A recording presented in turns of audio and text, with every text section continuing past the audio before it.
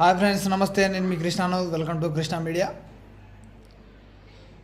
ఒక వ్యక్తిని ఒంటరిగా చేసి ఒక చెట్ల పొదలకు తీసుకెళ్ళి దాడి చేయడం మనం సినిమాలలో చూసుంటాం.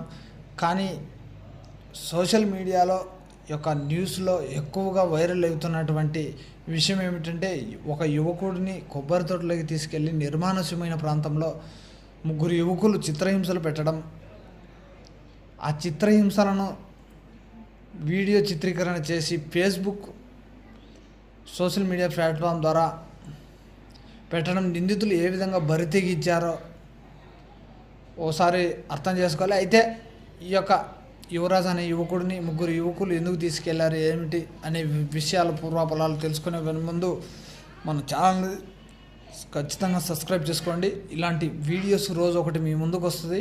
ఇలా పెట్టగానే మీ దగ్గరికి రావాలంటే మన ఛానల్ని ఖచ్చితంగా సబ్స్క్రైబ్ చేసుకోండి. ఆ విషయానికి వస్తే, అంబేద్కర్ కోనసీమ జిల్లా మలికిపురం పోలీస్ స్టేషన్ పరిధిలో ఒక ఇంటర్ చదివే విద్యార్థుల మధ్య కాలేజీలో జరిగిన చిన్న ఇన్సిడెంట్కి అతన్ని తీసుకెళ్ళి ఒక నిర్మానుష్యమైన ప్రాంతంలో కొట్టడం అనేది నేటి యువకుల్లో ఇది ఒక అలవాటుగా పరిపాటిగా మారిపోయిందని చెప్పాలి. అయితే తరగతి గదిలో ఈ యొక్క యువరాజ్ అనే యువకుడు ఇంటర్ సెకండ్ ఇయర్ చదువుతున్నాడు. అదే విద్యార్థులు సేమ్ క్లాస్కు సంబంధించిన వారే, అందరూ ఒకే కాలేజీ చదివేవారే, ఒకే సంవత్సరమే. అయితే ఈ యొక్క గొడవ ఇంటర్ ఫస్ట్ ఇయర్ నుంచి ఈ యొక్క తరగతి గదిలో పరిశీలకునిగా, అంటే లీడర్గా ఉంటారు కదా, లీడర్గా ఉండేడు ఇతను యువరాజ్ అనే ఇతను. అయితే ఇతను గమనించిన విషయం ఏమిటంటే, వీరు క్లాస్ రూమ్లో ఈ యువకులు చేసే ఆగడాలను, అసభ్య పదజాలంతో దూషించే పదాలు, క్లాస్లో ఈ యొక్క అసాంఘిక కార్యక్రమాలు చేసినటువంటి వీరిపైన కాలేజీ ప్రిన్సిపల్కు ఈ వ్యక్తి ఫిర్యాదు చేయడం, యువరాజ్ అనే యువకుడు వాడిని దృష్టిలో పెట్టుకొని ఈ యువకులు అతనిపై కక్ష పెంచుకోవడం. మరియు తాజాగా రెండో విషయం ఏమిటంటే, ఫస్ట్ కాలేజీ సార్కు, ప్రిన్సిపల్ సార్కు చెప్పడం, సెకండ్ వచ్చేసి ఈ యొక్క అమ్మాయి విషయంలో వీరి మధ్య సమస్యలు తలెత్తడం.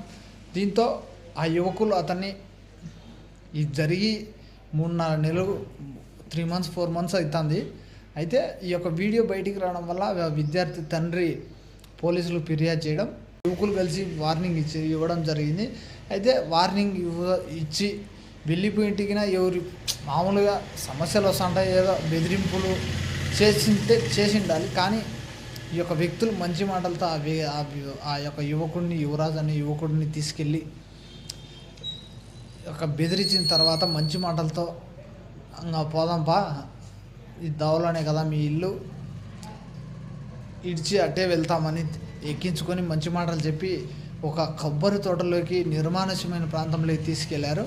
అయితే ఇద్దరు యువకులతో పాటు మరో ఇద్దరు యువకులు అక్కడికి రావడం, ఒక వ్యక్తి వీడియో చిత్రీకరణ చేయడం.